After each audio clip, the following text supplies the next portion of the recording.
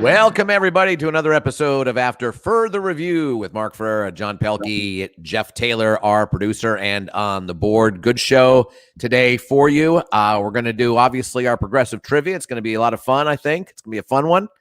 We're going to talk some social justice in the National Football League, which is sort of where we all think the first, where it all began on some level, if you think about it. And a lot of people weighing in on that beginning. Yes, and also the energy coming from the NFL, coming from high echelon levels of the NFL, is pretty surprising at this point. We'll talk about that. We will talk. We'll touch on the NBA and the NHL playoffs. We'll do a little, little mourning, little grieving about John Thompson. Johnny, I know that's close to your heart. When John Thompson Fournette, we're not going to grieve over Leonard Fournette being. But the John Thompson thing, as a kid growing up outside of Washington, cut D.C. from the Jags.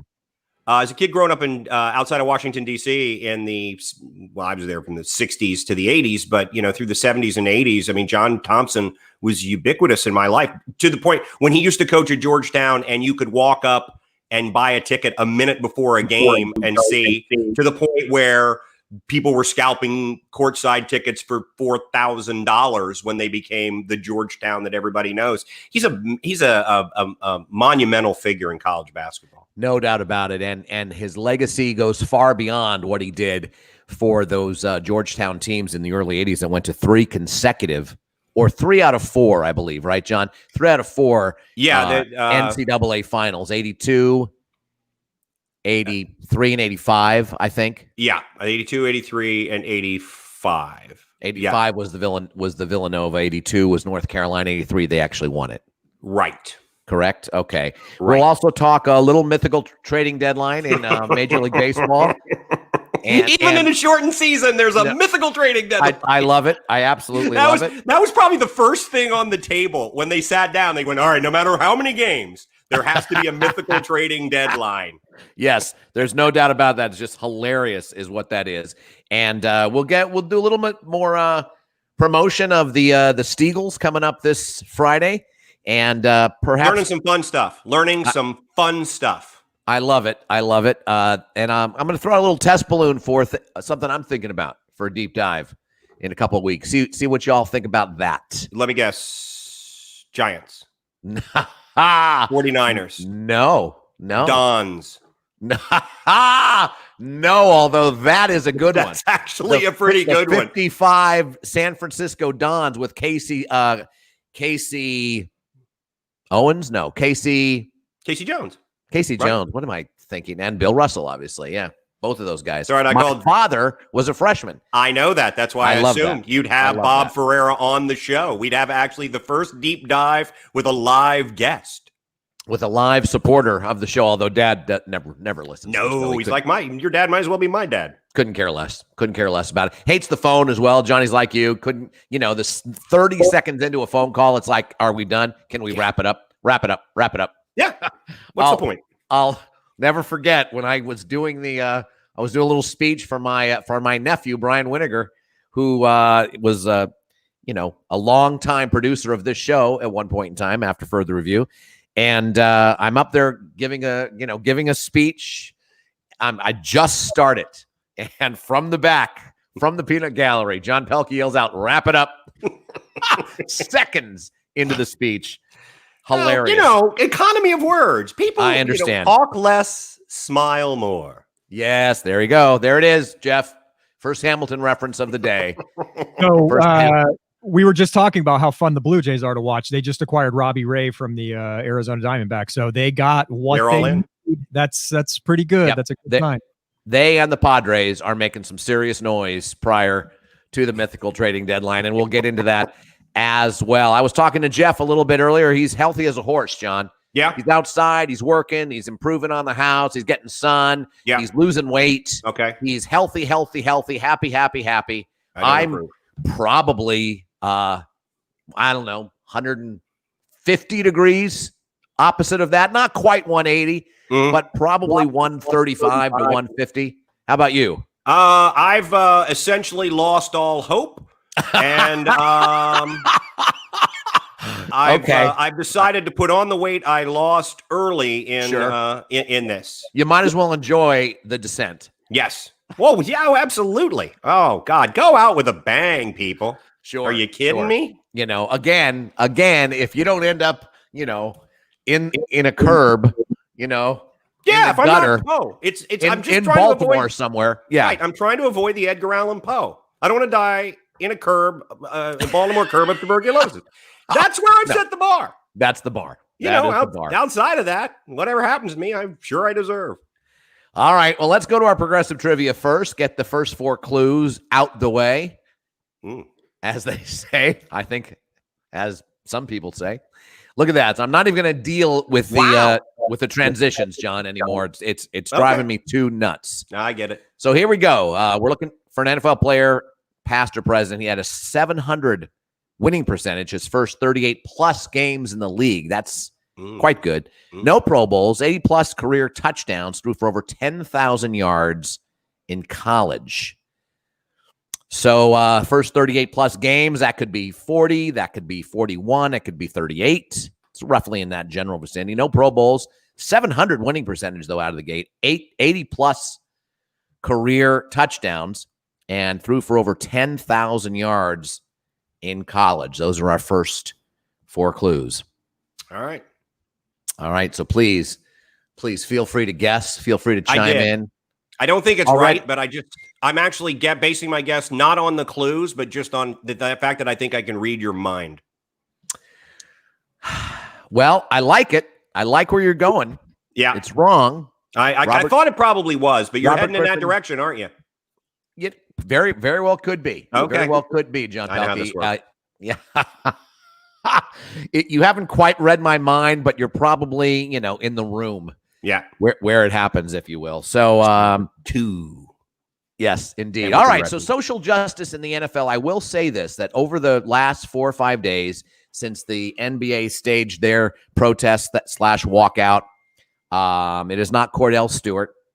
Also, very, very fun. These are fun guesses. These are very good. Horribly underrated player, by the way. People forget how good Cordell Stewart would be a fun deep dive.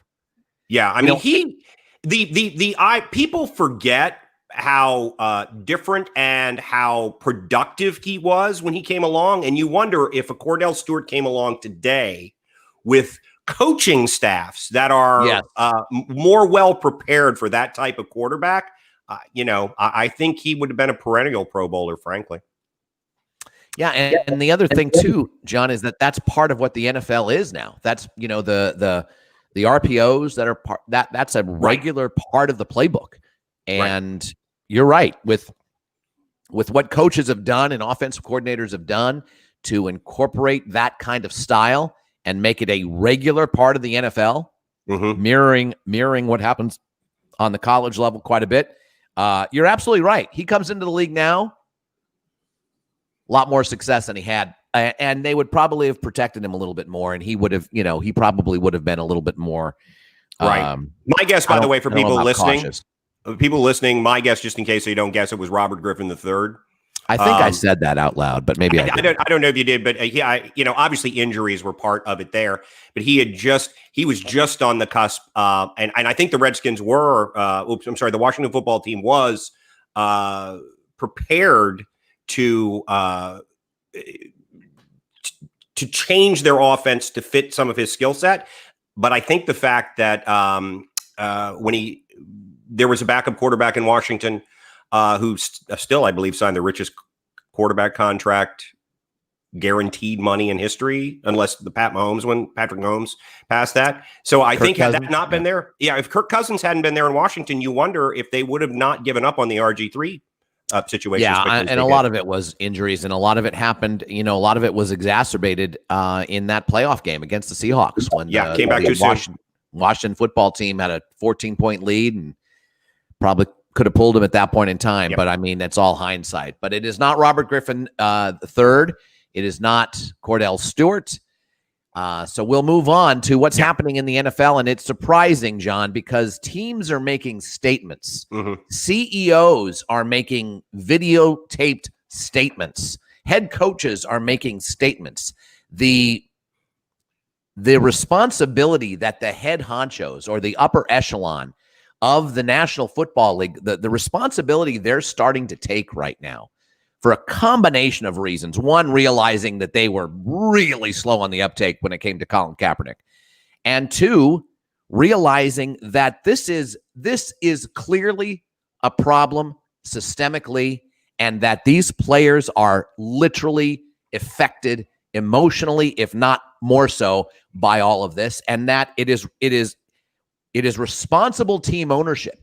It is responsible team executive leadership to care, to unify, to speak as one, and they're doing it. The Ravens come, and not only that, John, it's not platitudes; it's specific calls to action. Right. You know, the Ravens are not only talking about body cams; they're talking about, they're talking about having Mitch McConnell bring up the Policing Act of 2020 that the House has passed. They're talking about qualified immunity, ending that. Ban chokeholds, no knock warrants, the whole bit. They are specifically out there asking for these things, and at the same time saying we highly, highly recommend that everyone is respectful. Yeah, and what's the word? Compliant. And they're saying everyone. It's not like, obviously black fathers teach their black sons, from everything we've heard, to be compliant or die, essentially. But it's like, let's just all be respectful. Let's just all be compliant. Let's all support them. But let's all call for specific changes to what's happening, because this racism is embedded. It's clearly embedded. And we just saw Mark Murphy's statement. And I know you, for one, are impressed, not only because of his statement, but because of his pedigree with your Washington football team. Well, yeah, Mark Murphy was a safety for the Washington football team, and he a guy who came out of Colgate, and I really thought would not be the sort of person necessarily, and this is my fault for ascribing motive or making a decision about someone before I had all the information. But not a guy that I thought would embrace this to the extent that his statement showed that he did. And it did seem very, very sincere. And I think, it's not, I don't want to, I'd like to step back for a second from just so heavily criticizing owners. And in situations like this, the people who are in charge of large entities that make a lot of money are, of course, slow to move. They're having a great level of success. So I understand that, and I'm not, and I think it is difficult to see outside of the bubble that you live in, whatever it is. I mean, Mark, you and I live in a Central Florida performers bubble. So there are things outside of that you and I don't have a great grasp on. And I think it's time. Collapsing, fading away. Right. We should say we used to live on a perform. Now we just live in a Central Florida bubble. There's no longer performing involved for us. But it's not an uncommon occurrence. We've seen it before. I've done a good deal of work on my deep dive, and there's a part about in the beginning of one of the books that I'm reading about the Steagles of 1943 that talks about African-American players and the ownership at that time and how slow they were to move on certain things. So I think that's something that is a very, very common thing. I think what is uncommon to your point, Mark, is not people calling for social justice, because it's easy to call for anything in the media, on television, on Facebook, wherever.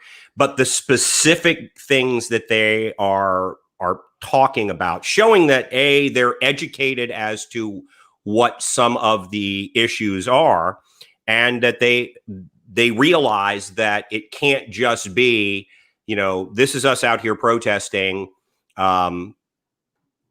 understand who we are and what we want and do all of it. No, they're saying, okay, we're out here protesting because we need to keep everybody's mind focused on this, because we all have a 10-second span of attention in 2020. What were we just talking about? I know. I've lost the thread. I don't even know.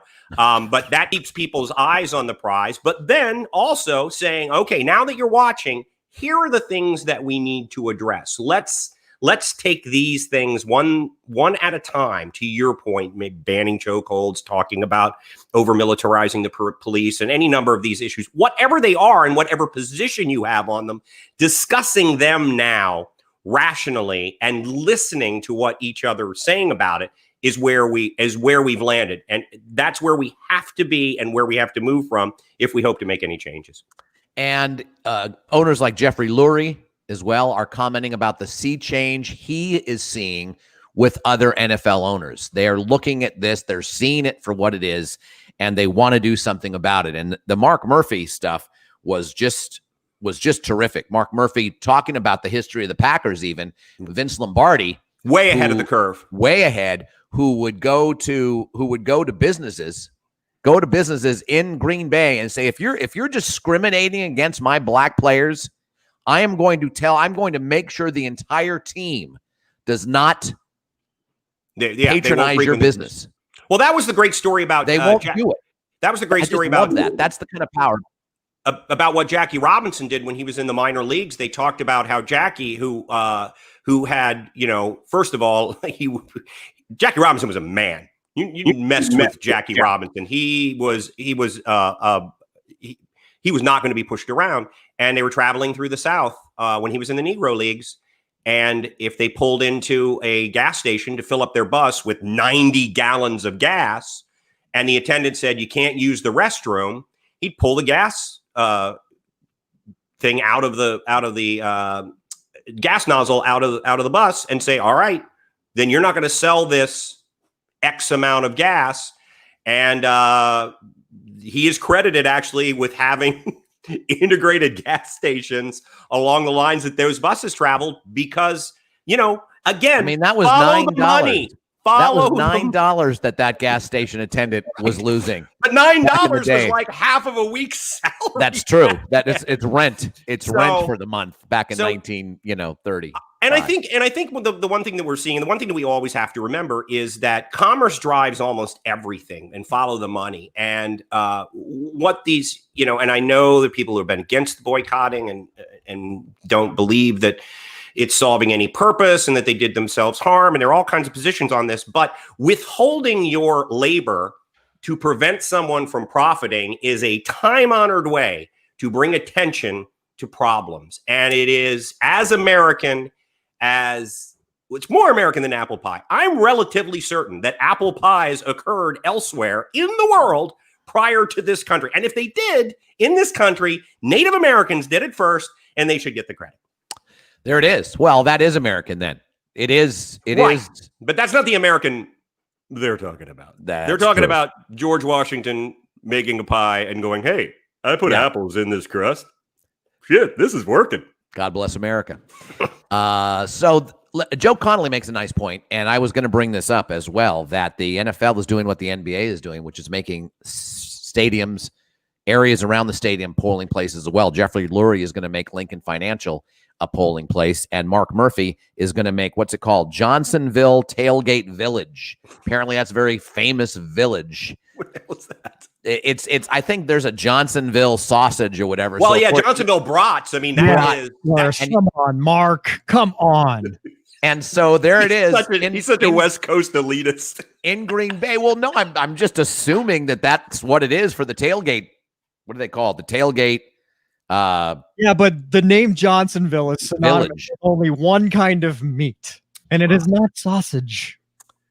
Okay, sausage, bratwurst, brats, just brats, Mark. Brats. Good God, whatever. Honestly. I mean, really? God. What? I mean, seriously? Have a Chardonnay. Have a Chardonnay. Good Lord.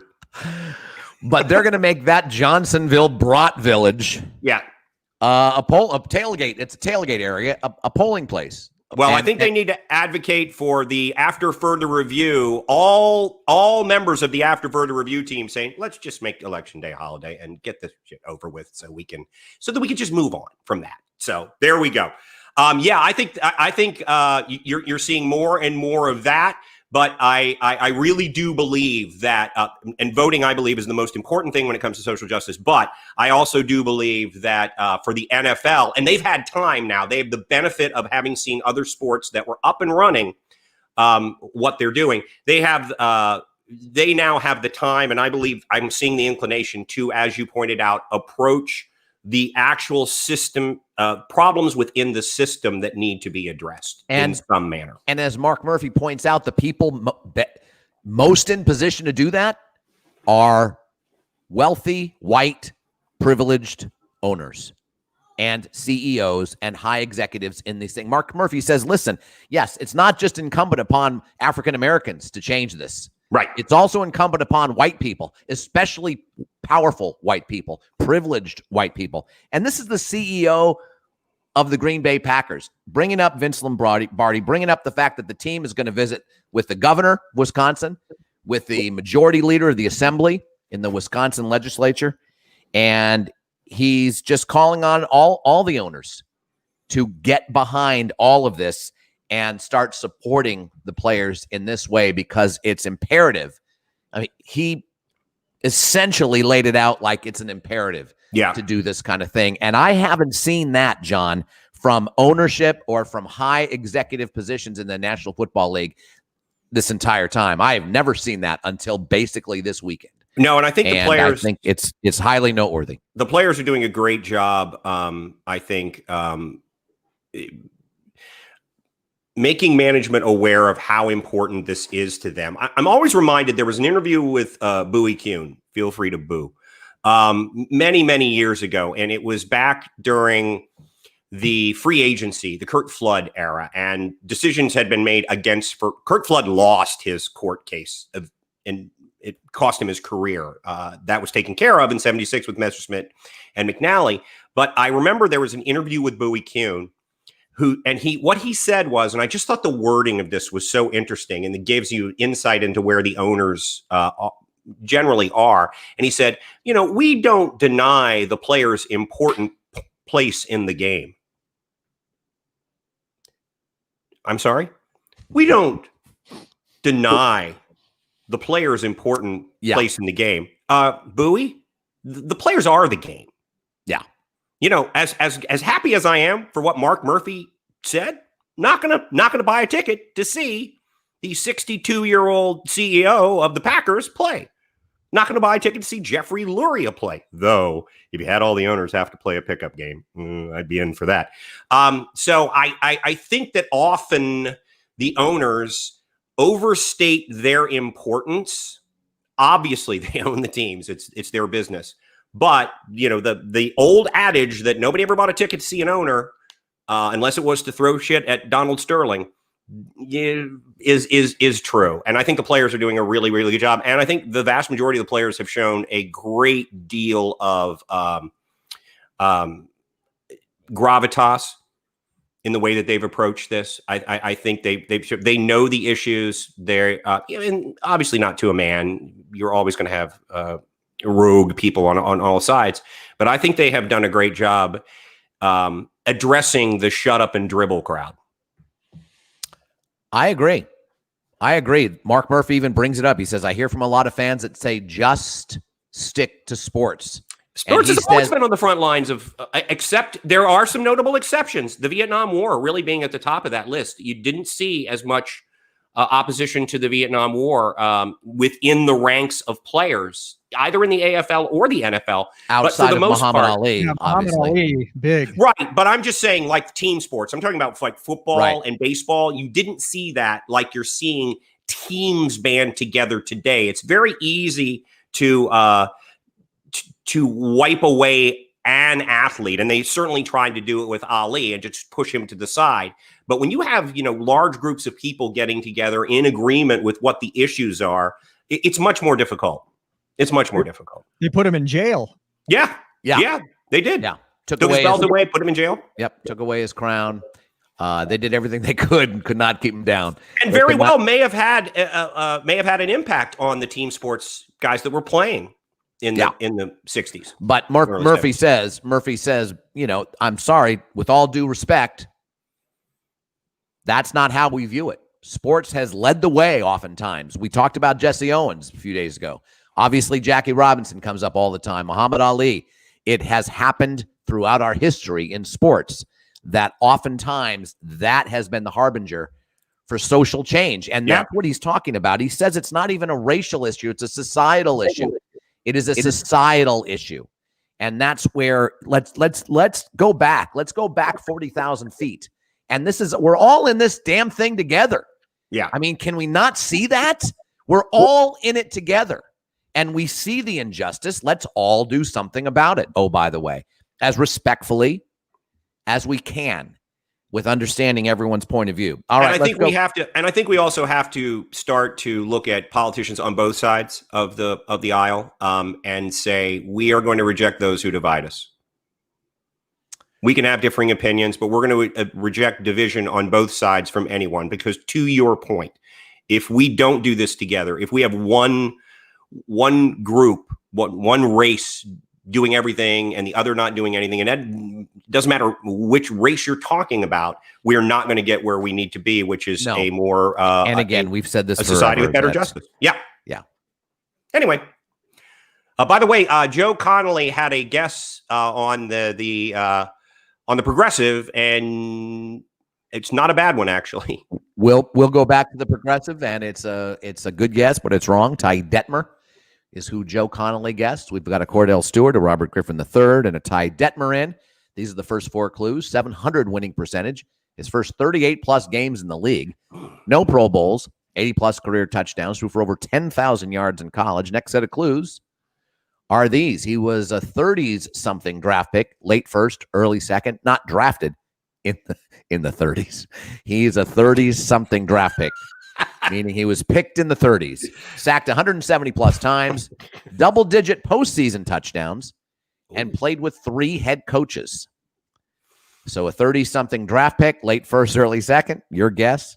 Sacked 170-plus times, double-digit postseason touchdowns, and played with 3 head coaches.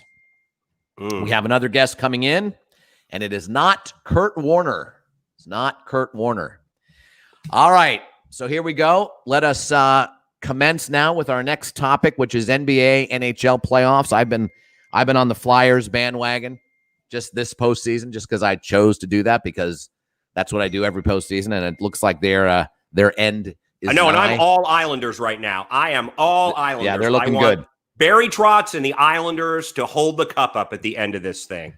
Well, it's interesting. The Islanders will have something to do with the deep dive I'm thinking about a little bit later. We'll talk about that. But yeah, they're up 3-1. And the Lightning, I believe they're up 3-1 as well. They're really taking care of Boston at the moment. I'm still that's the one I'm still willing to go with Boston on that one, because so far I'm right across the board. I just that Boston Tampa is keeping me down. There it is. There it is. In the NBA, obviously the Lakers and the Clippers have moved on. We all thought that was going to be the case. Denver, Utah tied at 3, which is a little surprising. Yeah, that's a fun series too. It's turned out to be a fun really, really fun series. The last couple of games, anyway, that I've watched have been great. No, they have been. Houston, Oklahoma City is also pretty fun. Houston's up in that one. We've got Boston that has moved on. Obviously, Toronto that has moved on, and I guess Miami obviously has moved on as well. Miami's playing Milwaukee, and Boston and Toronto are playing already at the moment. So it's going to be interesting in the East. Who do you think comes out of the East, Jeff? That's tough. I want to say Toronto, but I feel like my heart is getting into that a little bit. Milwaukee's the sexy pick. Sure, the team to beat, the best team in the league, really, the reigning two-time MVP. I don't really feel that way, though. I don't feel like they're a team that is put together as well as other teams. I feel like they are a one-dimensional team, and I think they actually got worse in the offseason because they lost Brogdon and another player whose name escapes me, but they're not as good as they were last year, and they weren't good enough to get past Toronto last year. No, they weren't. They were not good enough to get to the finals. But don't you see them? I'm just looking at narratives, and don't you see dropping that first game to Orlando, and everybody is like, oh, Yeah, they've been exposed. That is the classic story where everybody's waiting to dump on them and does, and now, well, if you're going by history, though, that means they're going to win it all, because that's exactly that's what I mean. Raptors did last year. They lost game 1 to Orlando, and everybody was talking about them being done. Yeah. And that there's happens. always these situations where a favorite loses a game, a questionable let's say a questionable favorite loses a game early, and everybody's looking for reasons, because we're all looking for reasons why the Lakers aren't going to get there. And it just, I see that with Milwaukee. And I agree. I don't think they're a great team. I picked them just because I didn't think Toronto was going to repeat. And I think Milwaukee's a good team. But it just seems to play into the narrative that we see. Everybody will go, oh, there it is. Yep, there they are. They've been exposed. Haven't been exposed. Boston's pretty sneaky. I like Boston. I'd love to see Boston sneak out of the East. They are a better team than is Milwaukee, as is Toronto. I mean, when you lose a guy like Kawhi Leonard and you're still this good, obviously he was a peg. He was a cog in that machine, but they clearly have a strong machine to lose him and continue to have no doubt about it. In the West, do you still like Utah, Jeff? Well, I picked them in the beginning of the season, so I am going to stick with them. It's hard not to, though, because they are playing a team that had hopes, and they're hanging with them. And I'm not a big Clippers guy either. I feel kind of the same way about them. I don't think that they're as good a team. You saw guys that used to score a lot more that aren't scoring as much with Kawhi Leonard added to the mix, and I feel like they're not as well put together as a Utah is. So I'm gonna stick with Utah. Yeah, I like the Lakers, obviously, John. Yeah, I think Doc Rivers is a bit of a clam of a head coach. Sorry, and I just think that the Lakers will find a way to adjust to whomever they're playing and make it work. From that point of view, they do seem to be a team that steps up when they need to, and then knows how to close it out. Yeah, not just with this series, but with the whole regular season. Right, it looked like that, and I think it could be a pretty special year for the Lakers in that sense. I think, and I'm like Jeff. When I said the Clippers early on, which I did, I think part of that was my heart, because I do like Doc, even though he's had, obviously a little questionable postseason record. And I don't think that they're playing as well as they have in the past. Right now, the team that I kind of feel like could really sneak in and surprise everybody is the Rockets. Well, I agree with that. And they're going to be tested with Oklahoma City. They're going to be tested in that series. They are. And that's Houston will cause some problems. I think Houston's been pretty hot in the bubble as well. And Westbrook's back. And it should be fun. We'll see what happens. It's a lot of fun. Who do you like coming out of the West in hockey? You like Vegas? No, I don't Vancouver? The Canucks. I like Vancouver. Johnny? I don't like Vegas, though. They're going to beat Vancouver. Mm-hmm. But you like the Canucks? I do. I like the Canucks, but it's just they're just not putting it together. I don't know why Vegas. I still don't understand. I don't understand. You were an expansion team. It makes no sense to me. It's clearly dirty. It's clearly something that should never have happened. They should have been given such an opportunity to put together such a great team. They've had weird ability to bring in veteran stars. I don't understand. Maybe they're just a well-run organization. It's like Carolina and Jacksonville. A year after their expansion, they were both in the championship game. That's unprecedented. I assure you that they are not a well-run organization, because unless the guy learned from his many, many mistakes, I've seen what George McPhee does to the organization. It's not that they're run that well. They were able to pick up stars. It was how that whole expansion draft was done, is that people were able to put up their big contract stars to let them get away. Vegas was able to field a team that was a winner from day one, which I don't think an expansion team should be able to do. I think you need to build a team. But hockey wanted success in Vegas, and they got success in Vegas. So follow the money. Yeah, it's more profitable for the league in the end. But to answer your question, Mark, just jump back to answer your question. I like Dallas. Do you? Actually, in a way, I do. I do. I don't want to see him win.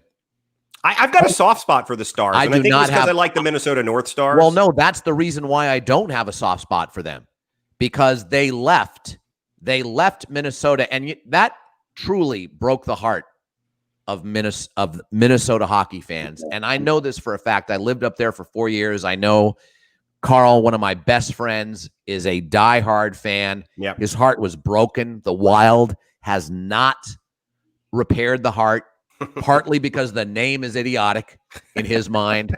It's like, what the heck? The colors, the design, everything about it's wrong. Attractive jersey, sweater. But they dropped the North, obviously, and now they're the Stars. It seems bastardized, like everything else in Dallas does. Although you know what though, Dallas, the Stars, actually, it's the best transition team move name of all time, because that's synonymous with the Texas Cowboys. And, Yeah. And the Lone Star State. And the Lone Star State, yeah. Great. Yeah. No, I agree. As opposed to Utah Jazz. They should be the Dallas Star. Yeah, as opposed to Utah Jazz or even the Los Angeles Lakers. Minneapolis makes sense. Yeah. Obviously, New Orleans Jazz makes sense. But yes, those The were Los Angeles less Lakers, successful than the Los Stars. Angeles You're right. Lakers should there should be a question mark at the end of Lakers, and then it would make sense. The Los Angeles Lakers? Because it just doesn't make any sense whatsoever. Inexplicably, Mark, because I'm opposed to Dallas on moral reasons. Yeah. As any good American would be. Sure. I have a soft spot for both Absolutely. the Stars and the Mavericks. No? I have a soft spot for Mark Cuban. And I love Rick Carlisle because I used to hang out with him at UVA. So yes, you like Rick Carlisle. I have a soft spot for Rick Carlisle because of his connection to you, and I have a soft spot for Mark Cuban, but that's where it ends. Never cared for Dirk Nowitzki. No, never trusted that guy. You kidding me? I feel like the Mavericks were trying to court me because we have streaming cable, and so the commercials are all wonky.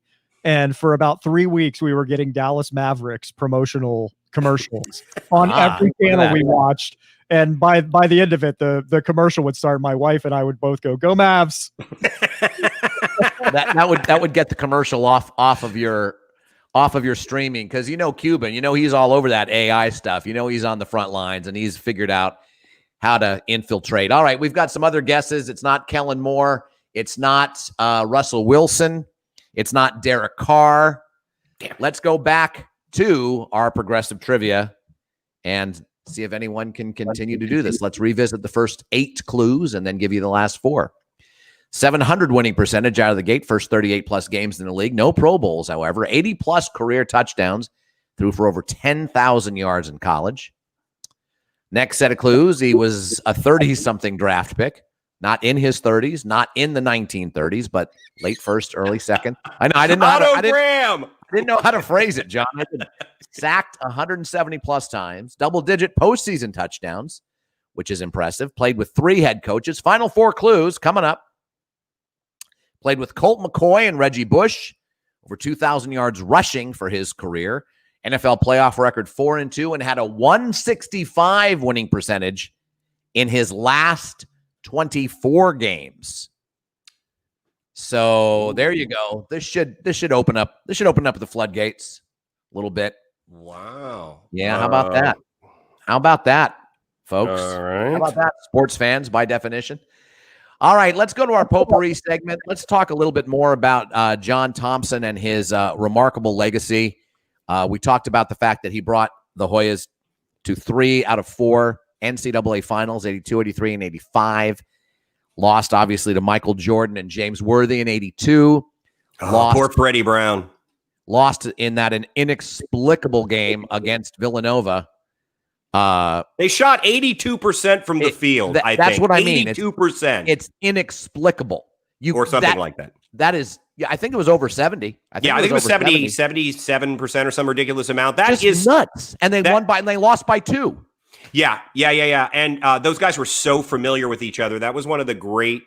That's the my favorite sports memory with my dad is watching that game. And my dad wasn't even a college basketball fan, but to see Gary McLean up and down every possession break the Georgetown press, and in Patrick Ewing in the great documentary they have on it, he's like, look, he laid out their statistics and he's like, somebody shoots that percentage from the field, and there's just nothing you can do. But I think it is also, the one thing you don't want to see in a national championship game is a team where 4 of your 5 starters have seen 4 of their 5 starters have seen 4 of your 5 starters like 14 times over the last 3 years. True. It's just at a point, what the other team can do. And Villanova knew what it had to do to keep it close with Georgetown, and then they shot 70+% in the game. So still one of my favorite moments in sports ever. And I love John Thompson and I love Georgetown, but they underperformed in national championship games. They really did. They really did. And of course, they didn't get there in '83, and that was, of course, the big miracle year with Jim Valvano. Yeah, North Carolina State. So what else?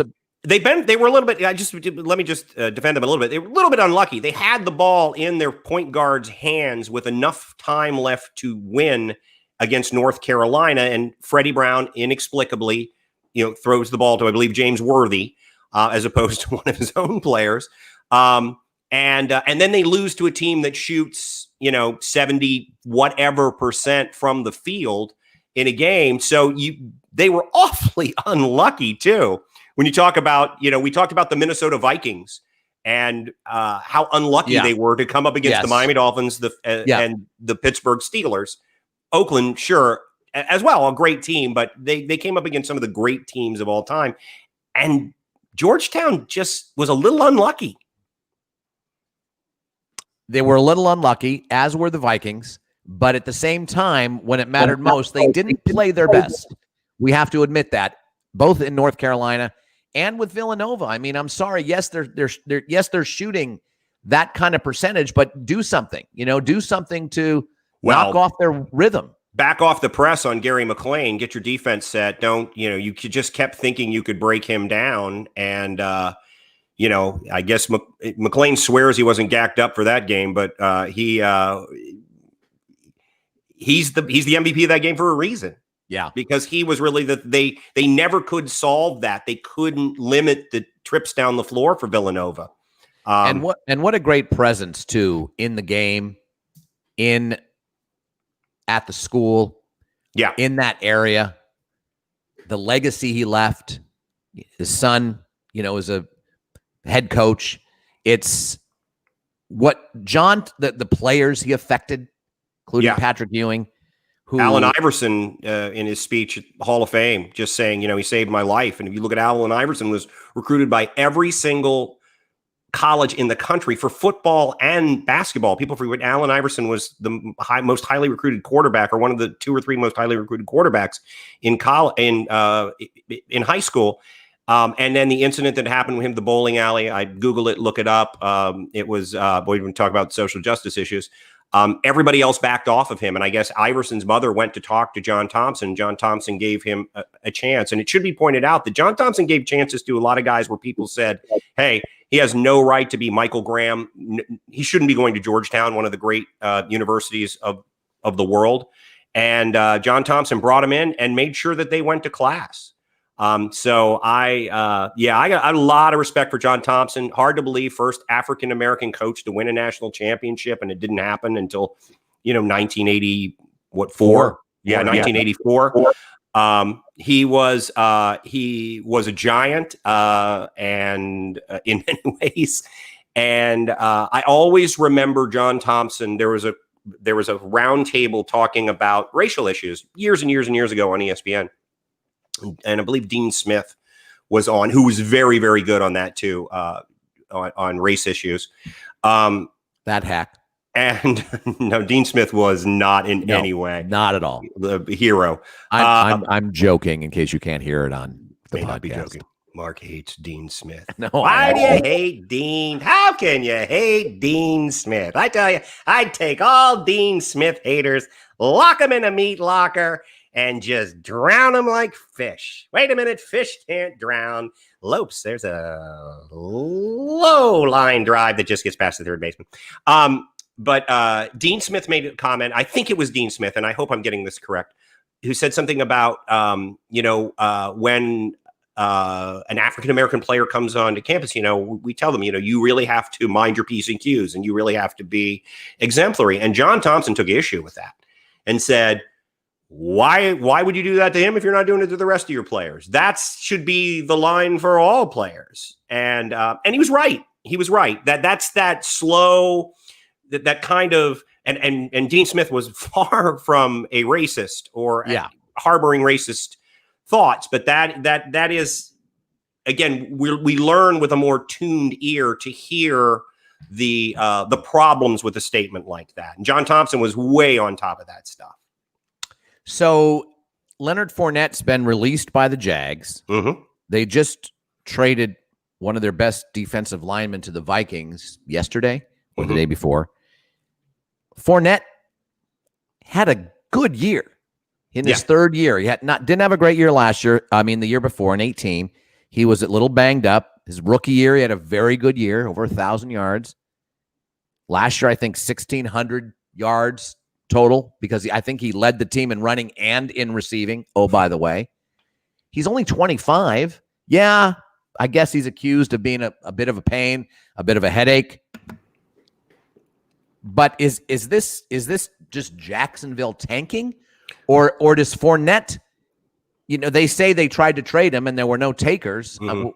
I mean, who wouldn't want a guy like Fournette for even just goal line situations? I think, Mark, it just illustrates how devalued the running back position in the NFL has been. I mean, I think some of Fournette's issues, and I read that he had the second lowest yards from scrimmage average. It's like 3.85 yards a carry or something like that. To Carlos Hyde, it was the next worst guy. Now that's a little because it's a little bit of a false statistic, because if you take all of the guys who've had the requisite number of carries, the difference between the top and the bottom is not that much. But to your point, he was the leading runner and receiver on that team because they didn't have a lot of offensive weapons. And I don't blame that all on him. He is considered a bit of a diva or a difficult personality. Running backs, most people feel, it's a little bit of a Moneyball situation with running backs, Mark. What we're looking for is to recreate him in the aggregate. We don't need, we're not going to find Eddie George. We're not going to find, you don't find LaDainian Tomlinson's very often, or, obviously I'm old and I won't mention anyone who's a current player, but you don't find those guys very often, but you can kind of create them in the aggregate with a couple of guys. It's what the Niners did last year. I mean, Shanahan, that's what most teams are doing. Yeah. They feature had 3. backs are a thing of the past. And so you're right. Them. I mean, maybe it's just, who needs it? Who needs it at this point in time? We can get that kind of production with 3 guys or with 2 guys. And if we can get that same kind of production and keep our, oh, by the way, salary cap down, right? Because we don't have to pay any of those guys that much money, relatively speaking. And you're not overworking either of those guys. So you don't have a situation where you get a guy by the playoffs. And how many we've seen this with running backs by the playoffs. Now they're just, 400 carries into the year. Exactly. You don't have to do that. No. And you can use, you don't have to find a guy with a skill set that is, you may, out of the 2 guys, you may have one guy who's much better between the tackles, one guy who's much better going around the end, one guy who's better catching the ball out of the backfield. You don't have to find one guy who's good at all of those things. You can recreate that in the aggregate. I've used that phrase more times than I should have, and I won't use it again. But that, I think it says more about that than it does Leonard Fournette. That the running back position, the feature back position is almost gone, and the running back position has been devalued. All right. What's your latest guess, John? It was Dante Culpepper. Yeah. That's incorrect. Joe Connolly did get it right. He finally got it right. And congratulations. So with Robert Griffin III. Yeah. You were in the room. You were in the room. I didn't use. It was just I'm ashamed. I feel shame. I feel shame. For me, are you kidding me? Yes. I mean, this is pretty much after I accused your next deep dive of being the San Francisco Dons of the 1950s. Although that's a good suggestion. That is a good suggestion. Damn it, I've created a monster. All right, so our mythical trading deadline. We've talked about Toronto and San Diego being very, very active. San Diego picked up Nolan from, I think, Seattle, and they picked up Rosenthal from Kansas City, among many other pickups that they've gotten. They are loading up for this run. They feel good, and they've been a team on the come for a while. They've sort of disappointed actually in the last couple of years because people thought, okay, this young talent's going to finally blossom, and it looks like it's starting to in this truncated season. We've used that word far too often, and it's exciting. I know I'm a Giants fan, and I know you should root for everyone in the Western Division. You should root against them all. But I have a soft spot for the Padres a little bit. My sister and my brother-in-law both live in San Diego, and they love the Padres. They go to PNC Park all the time. I would like to see. Now, the Dodgers are just running away with everything. They are a true juggernaut, but they were last year. Mm-hmm. Jeff, you bring up the Nationals being bad at this point last year and how they made a run. Well, the Dodgers last year, throughout the entire year, were the best team in Major League Baseball by far. And they're the best team in Major League Baseball by far this time around. And we will see. They have had a really unfortunate postseason record. And I try not to say that with any glee. I try not to say that with. Well, you're failing if that's what you're trying to do. Let me just say for the record. You can't do it this way. And I'm sorry for the podcast. You can't go, I try to say that without any glee. And you look as gleeful as I've seen you since February when you had a job. Yes, that's the most gleeful you've ever seen me since I've, realized the dark future. Dream is over for Mark Ferreira. Yeah. I'm just gonna enjoy the ride down, John. Why not? Just enjoy the ride down. Hey, think of it as a bobsled run. The ride up. People are talking about the ride up to the top of the bobsled run. Yeah, God, oh my God, I'm overrated. Afraid of heights. But man, you get down, you just start speeding towards the bottom, despite the fact that at the bottom there is a brick wall that's on fire with iron spikes headed your way, and people tossing grenades at you in case that doesn't take care of you. It doesn't matter because the ride's going to be fun. Yes, indeed. Just the endless days of gin-soaked barroom queens. And yes. I mean, yes. Who doesn't want gin-soaked barroom queens? Well, if they don't, I don't want to be a part of them. Jeff raises his hand. What? Yes, of course you want a gin. Close the door so your wife can't hear this. Everybody wants a gin-soaked barroom queen. Especially in Memphis. Yes. All right. So I'm happy about the Padres. We'll see what happens with the Dodgers. I'm happy about the Blue Jays as well. I think those kind of teams are going to add a lot of excitement to the postseason this year. I have a question, and I think Jeff can. My question is, what are the Atlanta Braves going to do? Because they've been really, really conservative in the acquisition of free agents. I think they're 3 games up on the Marlins, who, if they just didn't have to play games, they'd be in first place at this point. But the lower echelons of the Braves farm system they don't have people ready to bring up. The AAA guys, they've been up and down with injuries and stuff. Are the Braves going to try to make some sort of a splash? Are they going to go big finally in a year where, in a National League, to our point, everybody in the National League Central, top to bottom, are like 5-5 teams right now. So who knows what's going to happen there? And in the West, to everybody's point, the Dodgers are the best regular season team in baseball. Will the Braves make a move, Jeff? Do you think they will? They need to. If I they think so. don't, they need pitching. They have an incredible defense. They have an incredible offense. They need pitching, and they don't need a guy to kind of fill in the rotation. They need a top of the line starter, which I don't know that they could really get right now, but that's they at least need a number 3 guy, at the very worst, a number 2 guy from somebody else's team. Because to your point, I don't know they're going to get any number 1s, but they sort of have a number 1. They have someone who could qualify as a number 1. Right. I'm saying going and getting somebody else's number 1. Is there going to be anybody out there that they're going to want to spend the money on, and that they feel in a good Lord, a COVID shortened season? Is this a year that you want to go big? And there are 2 schools of thought there. How does that affect you in the future? Because this is the asterisk season, or do you look at it as an opportunity? That's just a big question for me. What the Braves choose to do. Don't you boys think that the Braves are in their window right now? I think they're in their window. To your point, John, that minor league system has been paying off for the last 3 years with the Atlanta organization.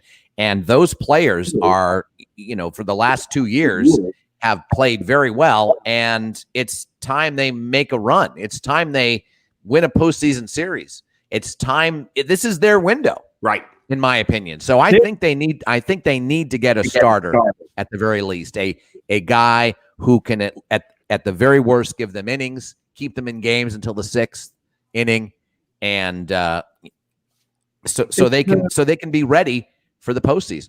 They're in the peak of the Freddie Freeman era. So if they want to get something done in what would be considered the Freddie Freeman era, they need to do it quickly. But I mean, they have young kids that I don't think they're anywhere near the end of a window. I think they're more in the beginning of a window, which is scary because they're so good.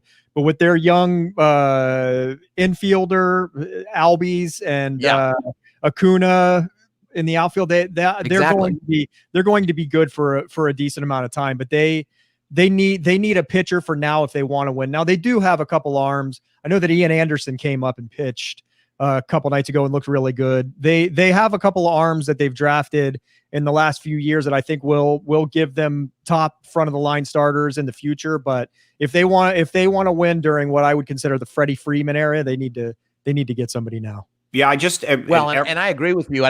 They're not at the end of their window, that's for sure. But they are in their window right now. They are I think they're in a window.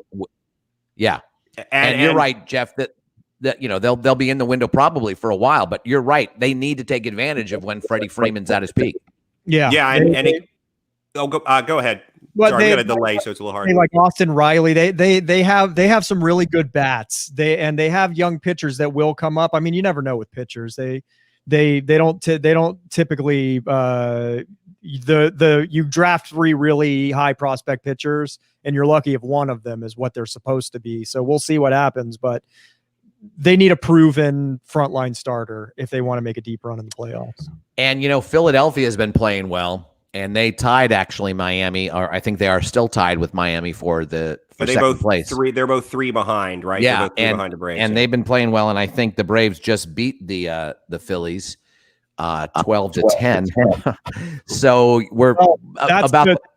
It's funny that it doesn't get brought up, but I said earlier that this having to face 3 guys was going to expose bad bullpens, and those are 2 teams that have been exposed.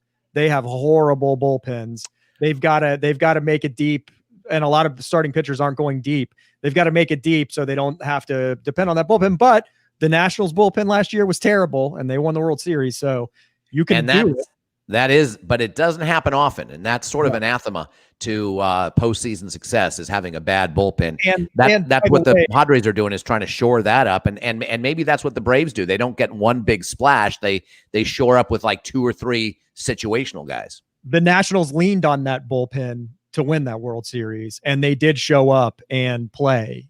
So they were there when it mattered most. Right. I mean, they brought in Patrick Corbin as a reliever. I think was the only starter they brought in a reliever, unless they did it once with Anibal Sanchez. But they brought him in and he got crushed. And that was the end of that. It was back. Okay, well, we'll just stick with our relievers then. Yeah, because it seems to me that in every game in the postseason, with the exception of the Cardinals series where they sort of were in control the entire time, but against the Dodgers and against the Astros, it seemed like every game they were behind, and they needed their bullpen to hold the deficit to where it was, so they could kind of get themselves together.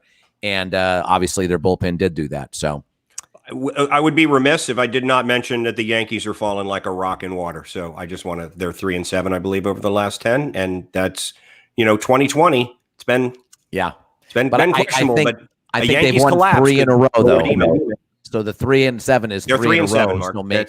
Shut up. They're 3-7. They're 3-7. And by the way, in that same span of time, the Tampa Bay Rays are 8-2. No, I agree. They have fallen in the standings, but I think they've righted themselves a little bit with the last 3 games. But to your point, in the last 10, yes, they're They're Yes. horrible. Haven't righted anything. Lenny Rowe pointing out that the Marlins are the best road team in baseball. They've played 7 road games. No, I'm just kidding. And Joe Connolly pointed out that he's a homer. He thinks Astros, Astros, Dodgers. Dodgers. No chance. I'll take that bet. Yeah, I would take that one too. No chance, Astros, Dodgers. You know, it's funny, though. I mentioned I joked about the National League Central, and it's the only team over 500 in the last 10 games is Pittsburgh Pirates, and I believe they're 36 games out, 35 games into the season.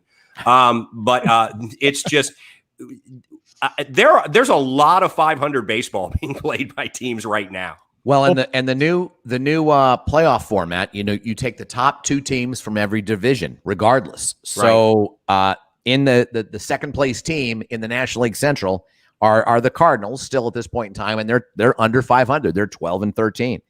So That's 2020. That's 2020 right there. I'm going to stop you right there. That's 2020. We're going to go through this really cool tournament, and the freaking Cardinals are going to win the World Series. No. And it's going to be miserable, and we're all going to hate baseball, and we're never going to watch again. I will hate baseball if the Cardinals. I hated it last year when they beat the Braves. They shouldn't have beaten the Braves. You're right. In the division series. It would have been a much more fun series if it were the Nationals. The NLCS, the Nationals, and the Braves would have been a lot more fun. NL East rivals and the like. I know you both were happy that the Cardinals made it past because the Cardinals were not that good. They got lucky against the Braves. But isn't that the 2020? Nationals They exposed the Braves' weakness, which was pitching, because if I'm not mistaken, that last game of that series, the Cardinals put up 13 runs in the first 2 innings, something like that. It was something obnoxious. It was over. I think it was over before I turned it on, actually. That was one of those where I got to it late and it was already over. Yeah. But that is 2020. Is there any other – I know you're trying to move it along, Mark, and we're at an hour. But is there any other worst-case scenario as a baseball fan than a 500 Cardinal team backing their way into the playoffs and all of these fun teams that we could have? Look at the American League Central. No, the American League is really fun because everyone's well over 500. Everyone that would make the playoffs is well over 500. You've got the White Sox in there. You've got the Twins in there. That's a lot of fun.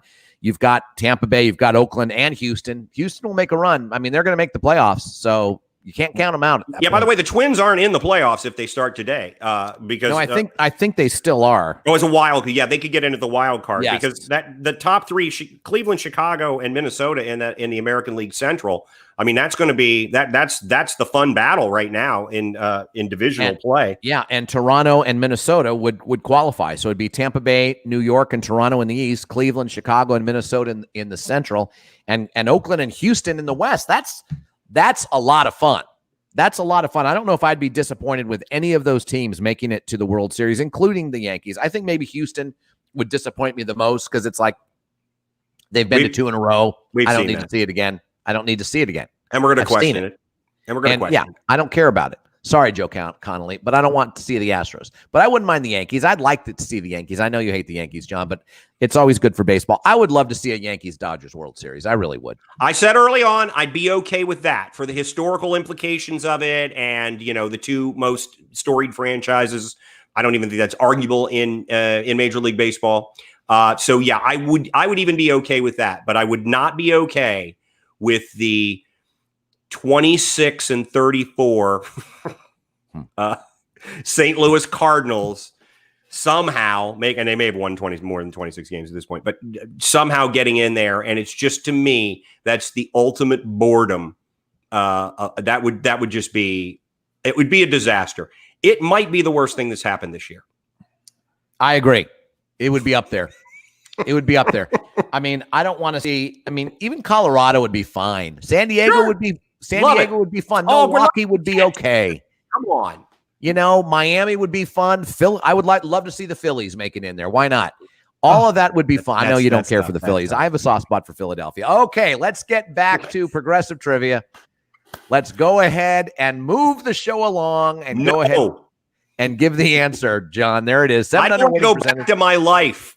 I don't want to go back to my life, so let's not move it along. I hear you. Well, I have a delivery from ABC coming to your house, John, because I know you're going through it. So, ooh, excellent. Not Jim Soap really. Barroom Queen. Yes, yes. She comes with it. She comes with the delivery. Outstanding. She's from Memphis. Bombay Sapphire with some gin-soaked barroom queen from Memphis tried to take me upstairs for a while. I don't even have an upstairs. So, hell, I mean, things is looking up. It's pretty fun. You don't even have an upstairs, and she's trying to take you there. I tell you what, I remember covering the chicks in Memphis, and a gin-soaked barroom queen took me upstairs for a while. I had to heave her right across my shoulder, and I just can't seem to drink her off my mind. Oh, Lopes tries to square up to bunt, misses the pitch. I do love that. Why is it always Davey Lopes? Why I mean, is Davey Lopes always the guy? Davey Lopes and Ron Say always are at bat. I refuse to say Garvey because I like that. Or Russell. Russell was NICU. He wasn't even a clam. He was just NICU. I always loved Lopes. I always had Say was kind of got on your nerves, but he was pretty fun to watch. Russell always looked like the illustration in a kid's book about baseball. Yeah. You know what I mean? It's like, here's Major Leaguer Bill Russell. Hello, kids. Just never cared for Russell. Never would pick up a check. Saw him dine and dash many times. Left Reggie Smith with a $2,000 bill one night at the Rainbow after they went to see Crocus. There's Ron Say steps out of the box. Sorry. Wow, just throwing. I love it. He just throws Dodgers under the bus. It was Ron Renicky for a long time. He hated now it's Bill Russell. I just love Bill Russell and Reggie Smith at the Rainbow going to see Crocus. Yes. No, I mean that's dropping those references are perfect. I love it. Right. Reggie Smith, underrated. There's another incredibly underrated deserving player. of a deep dive. 700 winning percentage his first 38 games in the league. It was actually his first 40. He was 28-12, believe it or not. No Pro Bowls. That's interesting. 80 plus career touchdowns, so over 10,000 yards in college for Nevada. Keep going. 30-something draft pick, 36th actually, early second round, over 2,000. 170 plus sacks. His career double-digit postseason touchdowns. He had 6 postseason games, and that includes rushing touchdowns as well as passing touchdowns. Played with 3 head coaches, Jim Harbaugh, Jim Tomsula, and Chip Kelly. Played with Colt McCoy and Reggie Bush because, why wouldn't he? Over 2,000 rushing yards for his career, I think closer to 2,500. NFL playoff record 4-2. And then the last 24 games, he was 4-20, a 165 winning percentage. Just sad. The whole thing is very sad. Colin Kaepernick, although, his legacy in the National Football League, I think is certainly Kurt Floodish. Yeah. I mean, way outweighs his contributions on the field. But if you take those first 40 games, he was a phenomenon. And if he came into the league now, coached by the kind of coaches we talked about this with Robert Griffin III. If Kaepernick came in with those skills now, he may have been able to sustain that success. Although 28-12 is a lot to sustain, but he certainly wouldn't have gone 4-20 in the last 24 games. Yeah, it's funny, when you talk about the NFL being slow to move, and it really, really is, it took them years to look down at their minor league college football and see that these run-pass option quarterbacks were the thing that was happening. And not just, off programs that never win anything that are just trying to come up with, it's not like the Kentucky offense that they had with Tim Couch, where it was like, if you really did your homework, you realized they weren't really running an offense that was preparing him for the NFL, and it's a little gimmicky. This is what football was becoming. The big programs were doing were instituting run pass option offenses. So it took a long time for the NFL to realize, hey, this is where the funnel of talent, this is what they can do. We need to adapt to that. They still kept looking for the prototype, which is Ryan Leaf was the prototype for a long time. Right. And now I don't want to pile on Ryan Leaf, but I mean, a guy who's 6'6", 6'5", and can throw the ball through a big brick arm. wall. Yeah. There'll always be room for that in the NFL. Jim Druckenmiller. Right. Absolutely. Out of Virginia Tech. Yep. Boy, it's just there has to be every reference has to be a San Francisco reference. It's like in Mark's brain, you can just see it going around. I need a big, immobile, strong arm quarterback who wasn't successful. Jim Druckenmiller. What does this say? What does this say? Does this say something about me or you or us? I had remembered that Jim Tom Sula was a coach for the 49ers. Yeah. I'd forgotten that Chip Kelly was. It was a very forgettable time. It really was. It was 1-and-out, by the way. Yeah. He was 2-14, and they jettisoned him right away. And he was, I mean, boy, you talk about a precipitous fall from a position for a guy who was, I don't blame Philadelphia for signing him at all. He was well known. Just like I blame Dan Snyder for many, many things, including world hunger and animal abuse. But I don't blame him for hiring Steve Spurrier because everybody wanted to do it. It just didn't work. I don't blame anybody for Chip Kelly, but he is so off my radar as a football coach at this point. I didn't remember that he was the coach of the 49ers. He was 10-6 for his first 2 years in Philadelphia. Yeah. He started off pretty well, and I don't know. I just think it was a little bit. It just didn't hold. It just couldn't hold. It was more gimmicky, his stuff. Yeah. And it wasn't seeming, I think a lot of people felt it couldn't be sustained. And a lot of people felt that to have success in the NFL with that, you were going to have to turn it into somewhat of a hybrid system. And he either didn't have enough time to do that or didn't have the talent to do that. Or, the organizationally, general managers, assistant, I think he was the general manager as well, coach and general manager, assistant coaches, they just were not prepared to do the work necessary and maybe didn't even know what it was to turn that Oregon offense into a hybrid offense that would work in the NFL. But it just shocked me there when I was thinking of the 3 head coaches for Kaepernick. I never would have come up with Chip Kelly. It's funny too, because it seems like those guys that do really well in college with a gimmick, when they get to the NFL, they are given player decision, like, because Spurrier was able to make the decisions on the players as well. And it's not like recruiting kids. It's not like going around and recruiting kids. You're basically trying to find the right men that are good enough to compete in the NFL to place into those positions. I just don't think it's the same thing. Hey, if I had to ask you guys, how big of sellers do you think the Marlins have become in this MLB? What did you call it? A faux trade? The mythical trading deadline. Yeah. The mythical trading deadline. How big of sellers do you think they've become? That's a good question. Not at all. They're buyers. They have just traded for Starling Marte from the Arizona Diamondbacks. The Marlins are buyers at the trade. I love it. I mean, they've been sellers for how long, John? 45, 50 years now? 56 years. Day before yesterday, that team was actually commissioned. I don't even know if you're commissioned in the thing. That's really interesting, Jeff, because I think it goes back to that question. In this truncated season, in this 60-game season, do even teams that are winning, like the Braves, have to make a determination? Do we do anything in this asterisk, it's so hard to say, season, or do we not? I love that the Marlins have said, hey, it may be an anomaly, but I think what happened with the Marlins is they knew they had young talent. They knew that they had some good pieces there and they knew they were going to be able to pay them. And Sixto Sanchez comes in this season and looks like a world beater.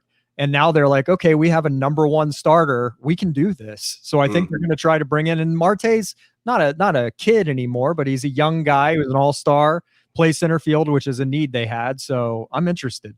Yeah, me too. Me too. And does it push the Braves? Does it push the Atlanta Braves? Very well could. You know what the Marlins need?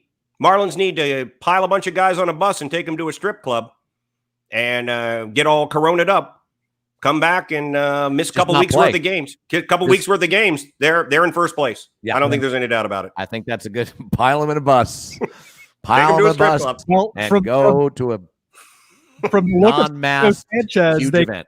They can just have him come out and play and have a pretty good chance of at least tying 0-0. That's a good point. By the way, Chip Kelly, to kind of go full circle, at UCLA the last 2 years, 3-9 and 4-8. So his star has clearly descended. But when you go back into college like that, it takes 3 years. You have 3 recruiting classes before. Yeah, you don't want to go to UCLA. You Yeah. don't. That's But they don't remember- have facilities. Everybody says they have the worst facilities in the Pac-12, which is just stupid. But it's just not a priority for them. The winning years at UCLA are the exception. As UCLA alumnus, Mark Ferreira knows, they just don't care. And any knowledgeable college football guy will tell you that their facilities are bad. They pale in comparison to Colorado and Arizona State and all of these. And they've had traditional success out there, but UCLA is a bad place to end up if you're a head coach. It's a graveyard. Yeah, he still could have more success than he's having now in a couple of years when he's got his actual guys that he's recruited and been able to pull in there. He won't be there in 2 more years. Probably not. Yeah, I think he's there this year, but I think Spurrier didn't have that kind of horrible success or horrible failures when he first went to South Carolina. When he came did pretty back. well, actually. He Surprised he didn't. Yeah, he ended up winning 11 games 3 years in a row, but that was into his tenure. To your point, Jeff. Sure.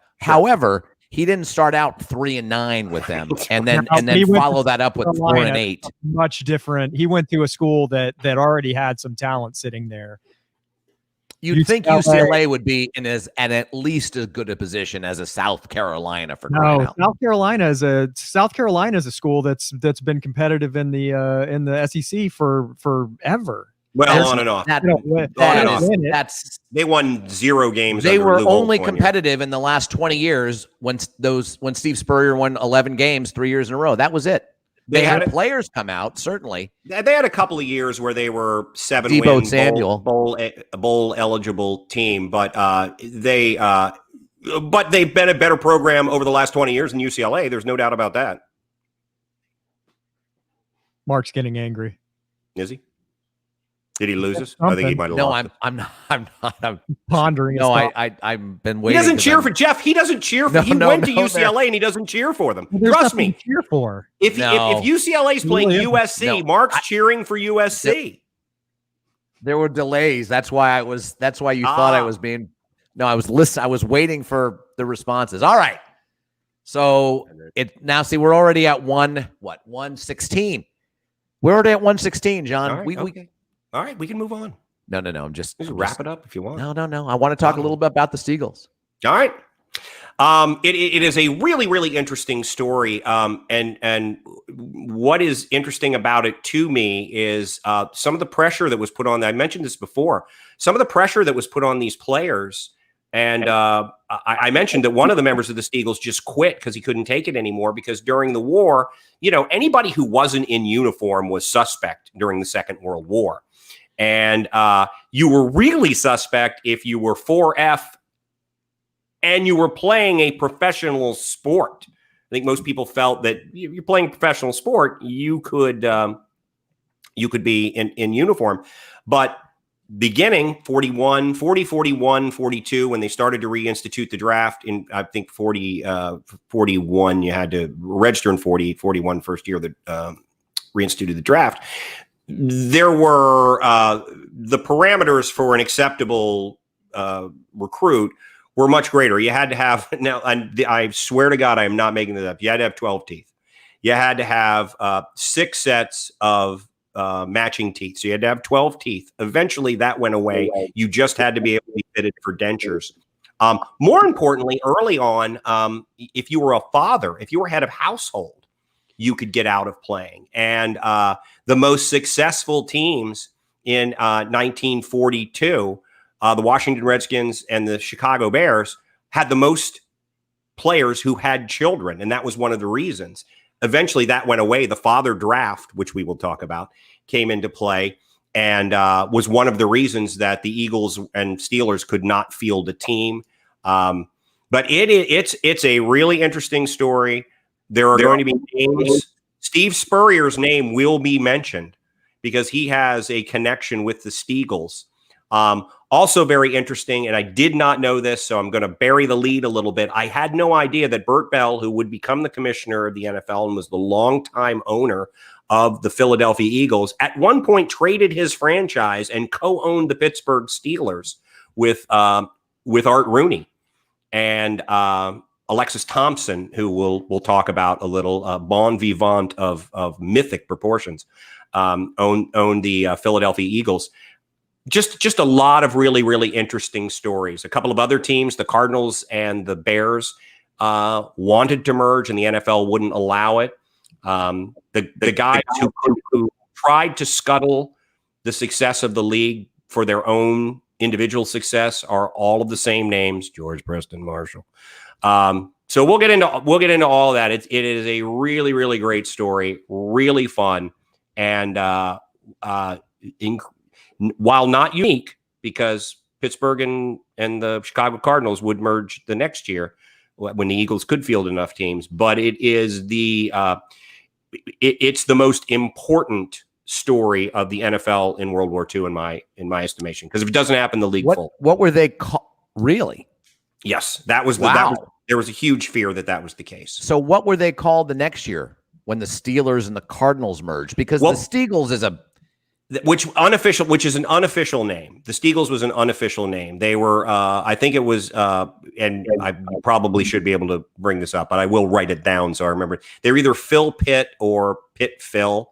They did not have a team name because Greasy Neal, the coach of the Eagles, demanded that they be called the Eagles, and they had to wear Eagles uniforms.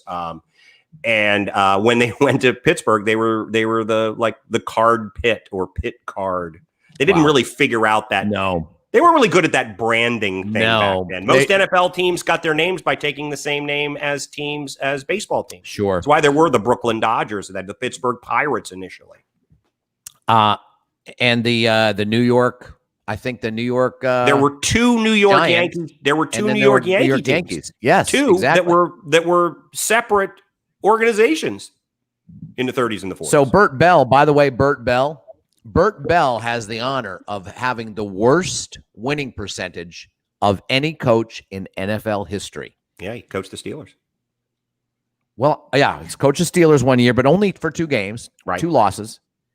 1-10 for Philadelphia, 1-9-1, 5-6. That was a banner year.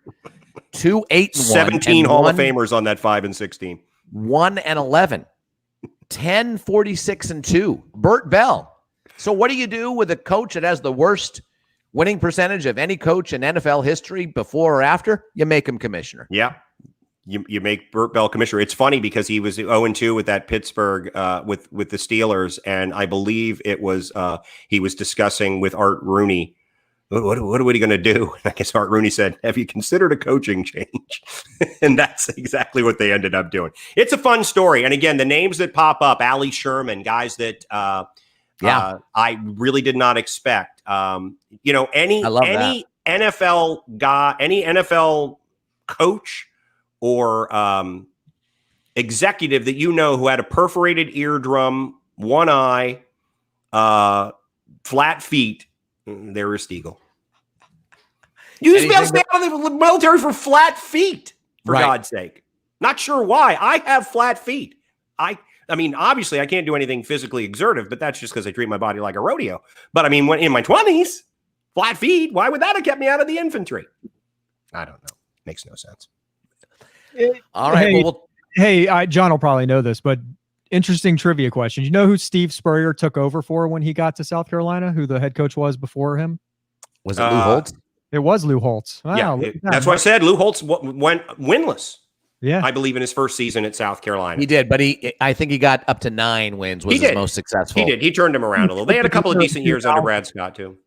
Yeah, but yeah, Lou under in 2000 at South Carolina. Yeah, they had 9 wins in 2000, 2001, something like that. Anyway, I have an idea for a deep dive. I want to get your opinions on this. This is about a season. Now, I kind of going off of your thing, John. This is about a particular year, and I'm going to concentrate on the 4 major sports, or at least I'm thinking about it. And it's 1 year, and it's a very fun year in terms of the regular season with all the 4 sports. Give me a decade and see if I can guess. 80s.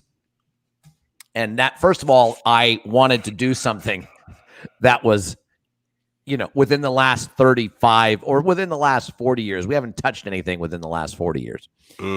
That was my first thing. It's like, we do something a bit more recent. So this is this year with the really fun regular season. And the most lopsided losses, the most lopsided finals in all 4 sports? 88. No, not 88, because remember, in 88, that was a very tight Super Bowl with the Niners and the Bengals. But Very tight. Oh, what? No, then 80. 85. What was the Denver? What was the Denver San Francisco? Was that 80? That was 89. 89. 89 is not bad because there was a sweep of the A's and the Giants. Right. It was a horrible loss there. And I don't know about 89 with the 89 could be the year that the Pistons swept the Lakers. I don't know. And I don't know what the hockey situation was. But the year I'm talking, that's a good guess. Because the Super Bowl was garbage. It was 45 points. But this one had Wasn't that close. This year had a Super Bowl blowout. The World Series losing team won 1 game, and both the NBA and the NHL were 4-0 sweeps. So 1 game you win in NHL, baseball, and the NBA, and then a 28-point defeat blowout in the Super Bowl. 84? 83. 83. I'm Super 84 Super Bowl. Super Bowl 84, yeah. So we'll see. And I'll look at 89 because I was looking at a lot of other years. 83. And if 89 can compete with it, then I'm going to have to abandon that idea. 83, of course. Yeah, Sorry, of course. Johnny. Yeah. Sorry. Great. Yeah. Wonderful. Only America's game I've never watched. Well, The 83 Los Angeles Raiders. Good God. Oh, my Lord. but we'll see. I get it. I might not do it, guess. though. I might not do it. It's over. I have over 2 weeks to figure this thing out. But Sneaks we'll up see. on you, Mark. We'll see. Sneaks up on you. It'll be the All Tuesday right, before. so that does. It'll be the Tuesday that? before. It'll be the Tuesday before, and you'll be going, I don't know. It's between 83 and 89. I'll compare the two. That's what I'll do. I'll have to look at 89 as well. If it rivals 83, then it doesn't make any sense. I thought this was a year that stood out, and it may not even stand out among the years in the decade. All right, for Jeff Taylor, John Pelkey, I'm Mark Ferreira. We'll be back on Wednesday, and remember, our deep dive on the Steagles is on Friday. Be safe, everyone. We'll talk to you soon.